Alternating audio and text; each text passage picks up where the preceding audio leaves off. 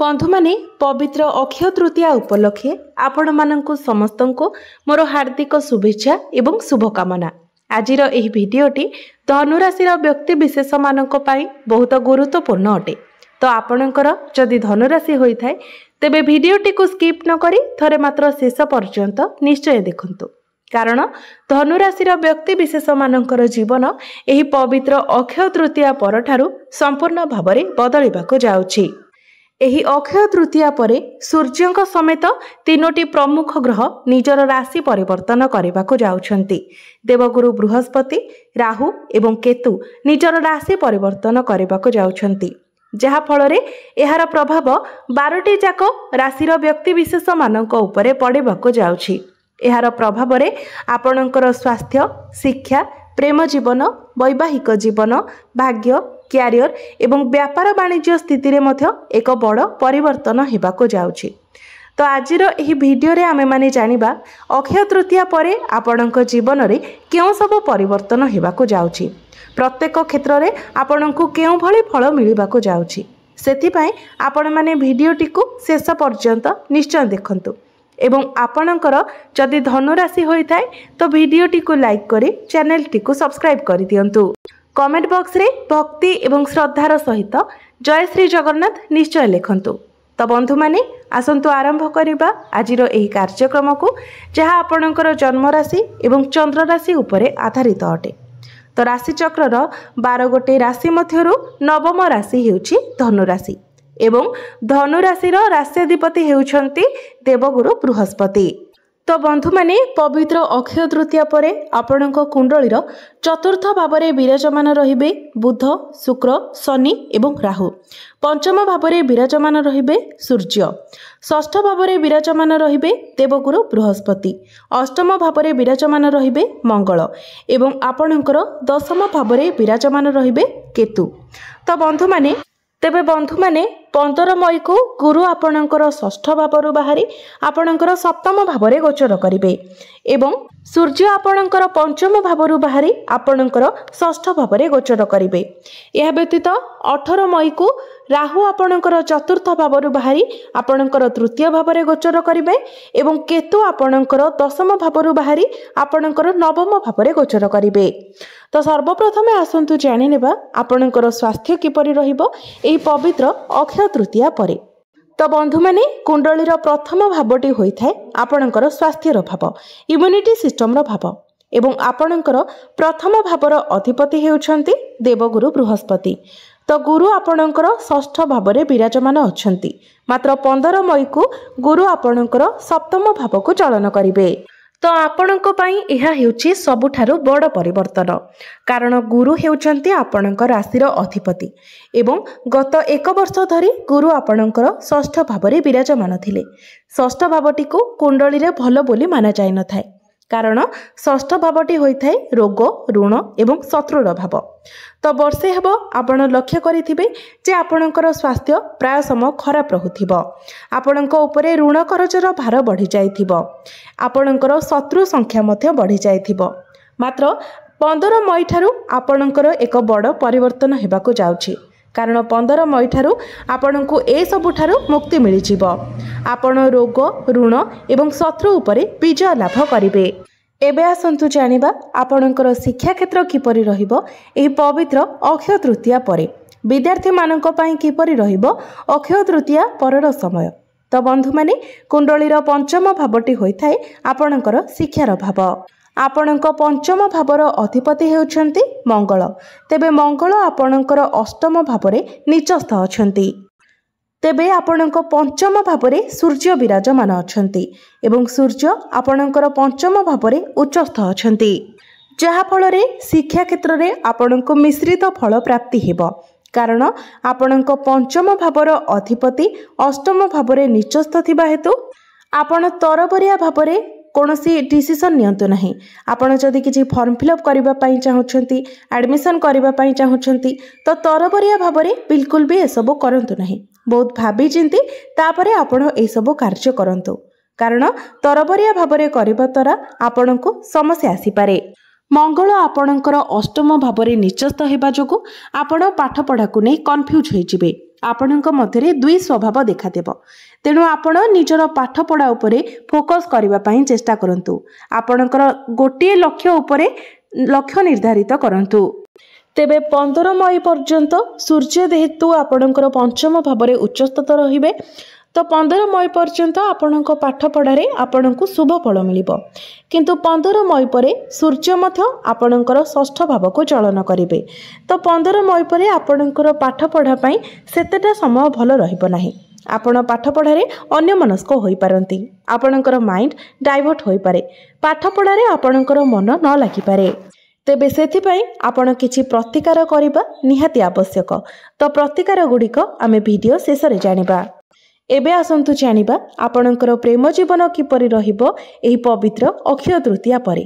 तो बंधु माने कुंडलीर पंचम भावटी आपणकर शिक्षार भाव हेबा सहित पंचम भावटी मध्य होइथाय आपणकर प्रेम जीवनर भाव। तो आपणक पंचम भावर अधिपति हेउछन्ति मंगल। मंगल आपणकर अष्टम भाव में अछन्ति एवं आपणकर पंचम भाव में विराजमान अछन्ति सूर्य। तो मंगल जेहेतु आपणकर निचस्थ अछन्ति तेणु आपणकर पार्टनर को पई जहा कले मध्य आपणकर पार्टनर सेथिरे संतुष्ट हेबे नाही। से आपणक मध्यरे किछि ना किछि कमी निश्चित भाव में बाहर करिवे। एवं सूर्य आपणकर पंचम भाव में थिबा कारणरू आपणकर पार्टनर को मध्यरे आपण टिके क्रोध स्वभाव देखिबा को पाइबे, एटीट्यूड देखिबा को पाइबे। एवं केउठारे ना केउठारे आपण मध्य आपणक बाणी उपरे नियंत्रण रखि पारिबे नाही। जेहेतु मंगलंकर दृष्टि आपणकर द्वितीय भाव बाणी भाव उपरे रहुछि तेणु आपणकर मध्य आपणक बाणी उपरे नियंत्रण रहिबो नाही। जेउ कारणरू आपणकर प्रेम जीवन रे किछिटा समस्या सृष्टि होई पारे, मिसअंडरस्टैंडिंग क्रिएट होई पारे। विशेष करी 15 मई रु 25 मई पर्यंत आपणको निजर प्रेम जीवन उपरे विशेष ध्यान रखिबार अछि। जेमिति छोट छोट कथा को लेकिन आपणक मध्यरे बड़ धरणर झगड़ा न हुए सेथि प्रति आपणको ध्यान रखिबार अछि। एबे आसंतु जानिबा आपणकर वैवाहिक जीवन किपरि रहिबो एही पवित्र अक्षय तृतीया परे। तो बंधु माने कुंडलीर सप्तम भावटी होइथाय आपणक वैवाहिक जीवनर भाव, आपणक जीवन साथीर भाव। आपणक सप्तम भावर अधिपति हेउछन्ति बुध। बुध आपणकर चतुर्थ भावरे विराजमान अछन्ति। तेबे बुधଙ୍କ उपरे राहु एवं केतुंकर दृष्टि रहुछि। तेबे वैवाहिक जीवन आपणकर भल रहिबो। आपण निज जीवन साथीଙ୍କ सहित मिसी कोनोसी प्रॉपर्टी रे डील करि पारंती। जान वाहन किंबा कोनोसी इलेक्ट्रोनिक्स जिनिस किनिबाको आपण मन बळाई पारंती। आपणकर सप्तम भावर अधिपति सुख भावरे थिबा कारणरू आपणकर वैवाहिक जीवन सुखमय हेबो। तेबे राहु केतुंकर दृष्टि रहुथिबा कारणरू मझिरे पछिरे आपणक मध्यरे टिके वैचारिक मतभेद देखा देई पारे। तेबे तार सेमिति किछि बड़ प्रभाव आपणक वैवाहिक जीवन उपरे पड़िबो नाही। आपणकर वैवाहिक जीवन मई मासरे अर्थात अक्षय तृतीया परे बहुत भल रहिबो। एबे आसंतु जानिबा सबुठारो महत्वपूर्ण विषय वस्तु आपणकर भाग्य, क्यारियर एवं व्यापार वाणिज्यर स्थिति किपरि रहिबो एही पवित्र अक्षय तृतीया परे। तो बंधु माने कुंडलीर नवम भावटी होइथाय आपणक भाग्यर भाव एवं आपणकर नवम भावर अधिपति हेउछन्ति सूर्य। तो सूर्य आपणकर पंचम भावरे विराजमान अछन्ति एवं 15 मई को सूर्य आपणकर षष्ठ भाव को चलन करिवे। तेबे बंधु माने सूर्य आपणकर पंचम भावरे उच्चस्थ अछन्ति। तो 15 मई पर्यंत सूर्य आपणक कुंडली रे उच्च स्थिति रे रहिबे। तेणु आपण जदि किछि बड़ कार्य करबाको चाहुछन्ति, किछि बड़ जिनिस किणाकिणी करबाको चाहुछन्ति, किछि इन्वेस्टमेंट करबा पई चाहुछन्ति किंबा किछि डील किंबा मीटिंग करबा पई चाहुछन्ति तो 15 मई पूर्वरु जदि आपण करिनियंती तो आपणक पई ताहा सर्वश्रेष्ठ रहिबो। कारण 15 मई पर्यंत सूर्य बहुत भल स्थिति रे उच्च स्थिति रे रहुछन्ति। तो प्रत्येक क्षेत्र रे निश्चित भाबरे आपणको सफलता मिलिबो। किंतु 15 मई परे सूर्य आपणकर षष्ठ भावरे रहिबे तो आपणको आपणको भाग्यर सेतेटा साथ मिलिबो नाही। तेणु भाग्य संबंधित जेकोनोसी कार्य आपण 15 मई पूर्वरु करिनेबा आपणको पई भल रहिबो। एबे आसंतु जानिबा आपणकर क्यारियर आपणकर कार्यक्षेत्र किपरि रहिबो एही पवित्र अक्षय तृतीया परे। तो बंधु माने कुंडलीर दशम भावटी होइथाय आपणक क्यारियर भाव। आपणक दशम भावर अधिपति हेउछन्ति बुध। तो बुध आपणकर चतुर्थ भाव में विराजमान अछन्ति एवं बुधंकर दृष्टि दशम भाव उपर ही रहुछि। तेबे आपणकर दशम भाव में केतु विराजमान अछन्ति। एठारे मध्य आपणक पई एक बड़ परिवर्तन हेबाकु जाउछि, कारण 18 मई को केतु आपणकर दशम भाव बाहरी जिबे, जहा फल आपणकर कार्य क्षेत्र में आपण एक बहुत बड़ परिवर्तन देखिबाकु पाइबे। बंधु माने केतु जो भाव में विराजमान थांती सेही भाव सहित जड़ित कार्यगुड़िकरे आपणको स्थिरता देई न थांती। आपणको मनरे सेही कार्यगुड़िक प्रति असंतुष्टि देखा देई थाए। तो जेबेठारु केतु आपणकर दशम भाव में थिले आपणकर क्यारियर रे स्टेबिलिटी नथिला, कार्य को नहीं आपण संतुष्ट हो पारु नथिले। मात्र केतु जेतेबेले 18 मई को आपणकर दशम भाव बाहरी जिबे तो सेतेबेले आपणको आपणकर क्यारियर रे सैटिस्फैक्शन मिलिबो, आपणकर क्यारियर रे स्थिरता आसीबो, किंबा एपरि कोनोसी जगार आपणको चाकरी मिल जाय पारे जेउठारे स्थिरता थिबो। तेबे बुधंकर दृष्टि आपणकर दशम भाव उपरे रहुछि। एहा व्यतीत सूर्य मध्य आपणकर षष्ठ भाव में चलन करिवे। तेबे सूर्य षष्ठ भाव में चलन करबा द्वारा यह आपणकर क्यारियर उपरे बहुत भल प्रभाव पकाइब। तेणु जदि आपणक निकटरे कोनोसी चाकरी नाही 15 मई परे आपणको चाकरी मिलिबार बहुत अधिक संभावना रहुछि। तेणु चाकरी पाई आपण निजर चेष्टा जारी रखिबा उचित। बिजनेस रो कथा जदि कहिबा तो अक्षय तृतीया परे आपणकर बिजनेस 75 रु 80% बहुत भल रहिबो, कारण बुध एवं शुक्र आपणकर चतुर्थ भाव में केन्द्र में विराजमान अछंती, जहा फल आपण आपणकर बिजनेस को नहीं किछि बड़ चिंता करि पारंती। आपणकर बिजनेस रे किछि बड़ परिवर्तन मध्य होई पारे। तो व्यापार वाणिज्य आपणकर अक्षय तृतीया परे बहुत भल रहिबो, किंतु आपणको ही आपणकर व्यापार वाणिज्य को आगको बढ़ाइबा को पड़िबो। व्यापार वाणिज्य को आगको बढ़ाइबा पई आपणको किछि नुवा प्लानिंग करबा को पड़िबो। तो एबे आसंतु जानि नेबा किछि प्रतिकार विषय रे, किछि उपाय विषय रे, जे उपाय गुडी को करबा द्वारा आपणको अधिक मात्रा रे शुभ फल प्राप्ति हेबो एवं जहा किछि अशुभत्व रहुछि से सब खंडन होई जिवो।